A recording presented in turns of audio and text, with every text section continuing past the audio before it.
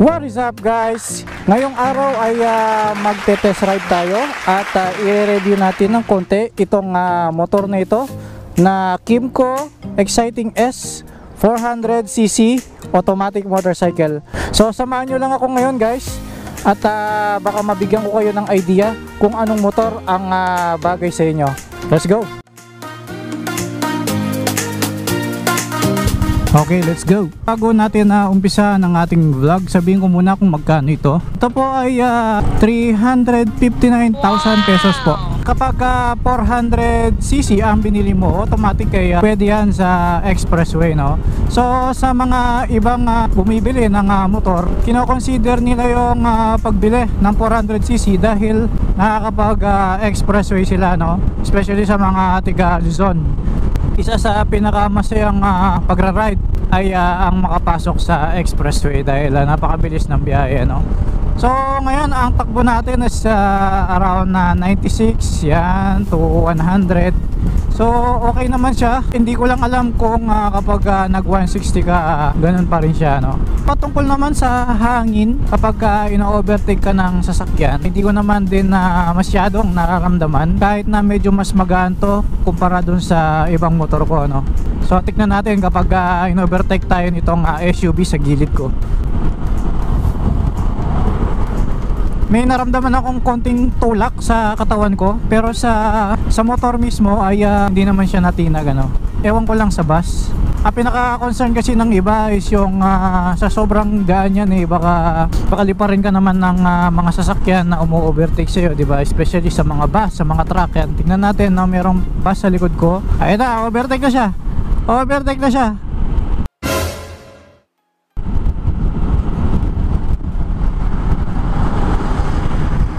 Ayun, parang kotse lang na dumaan, ano. Wala, hindi natinag ang motor. Ayan, sa kurbada naman, dahil magaan lang yung motor, madali siyang i-kurbada, no. Ayan, o, napakadali, sobrang gaan niya. Ayan, o, napapansin nyo ba? Sobrang gaan niya. Ang dali niyang i-ganyan-ganyan, no. Para sa akin, ha, magaan siya. Siguro dahil sanay ako sa mga mabibigat, kaya nasabi ko to, sobrang gaan para sa akin. Ayan, tapos idagdag ko lang itong mga bulsa niya dito at may takip siya, no. So kahit pag expressway ka, dahil napakalakas ng hangin dyan, diba? Hindi ka mag-aalala na lilipad yung gamit mo. At gaya nito, napaka convenient para sa akin dahil may ilalagay ko dyan yung aking ticket. At napansin ko sa loob niya ay meron siyang charging port. Pwede kang mag-charge habang nagra-ride ka. So pwede mong ilagay dyan yung cellphone mo at hindi naman siya malalaglag dahil may takip. Ayan, meron siyang handbrake para hindi tayo matras. Thank you po. So tapos na tayo sa expressway. Kaya i-try muna natin siya sa traffic, no. Alakas ng arangkada niya pag mabagal. Puti na lang, meron parang maliit na sandalan yung upuan niya sa likod ko. Lakas kasi ng arangkada niya pag mabagal, bigla mong bibiritin. Oh. Ayan, no? Sa tahimik niya, hindi tayo napapansin ng mga ino-overtake natin, ano. Ang sumunod naman na ating pag-uusapan na itong kanyang gauge. Ayan, napaka-kumpleto niya, no. At ang special dito sa Kymco Exciting S ay meron siyang technology na tinatawag na Nudo. Yung cellphone mo pwede mong i-connect dyan at pwede mo rin palitan yung kanyang background, no? Hindi ko lang siya pinakialaman dahil meron pang app na i-install sa phone mo. Ayan, no, nakikita nyo ba? Pwede ko siyang pagpalit-palitin sana yung background ko, yung picture ko. Ayan. At pwede rin siyang gamiting monitor kapag gumagamit ka ng navigation, no, yung mapa. Napaka-importante niya lalo na sa Manila, no. Muntik na.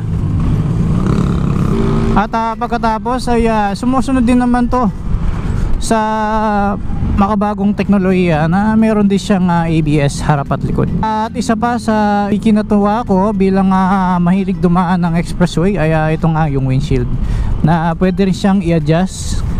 Ito na yung sagad niya na itataas, so pwede mo na lang siyang ibaba niyan. Sakto dumaan tayo sa ganitong kalsada. Sabihin ko na rin kung ano yung ayaw ko dito.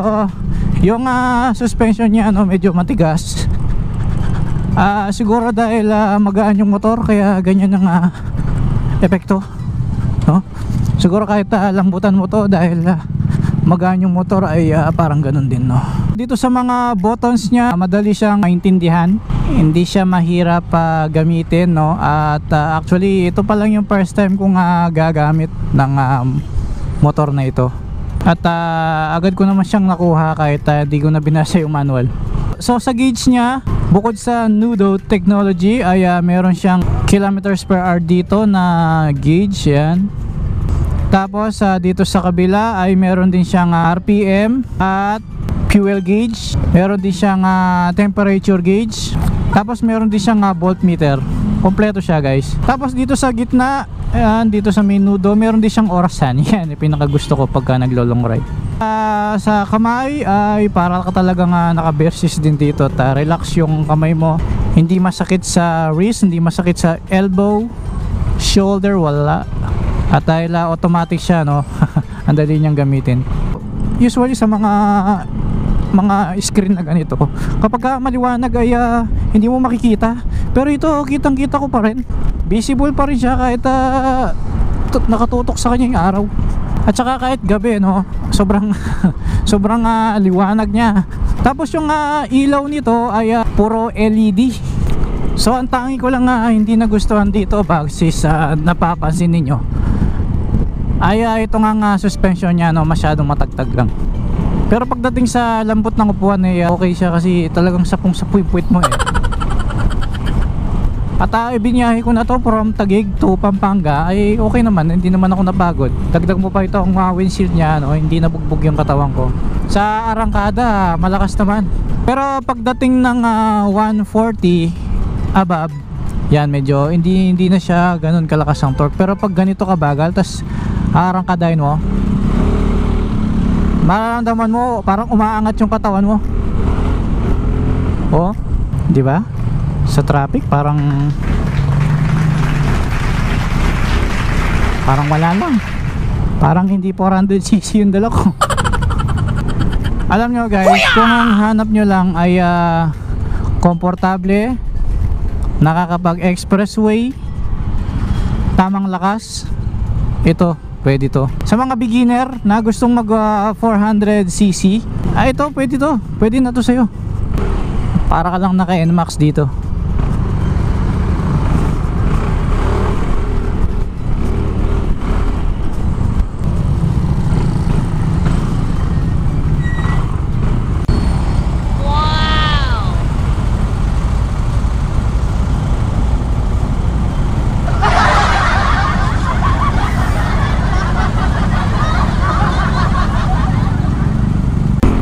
Alam nyo guys, sa totoo lang, nung bago ako bumili ng Versys 650, isa ito sa mga pinagpipilian ko Pinagpipilian ko noon, yun nga,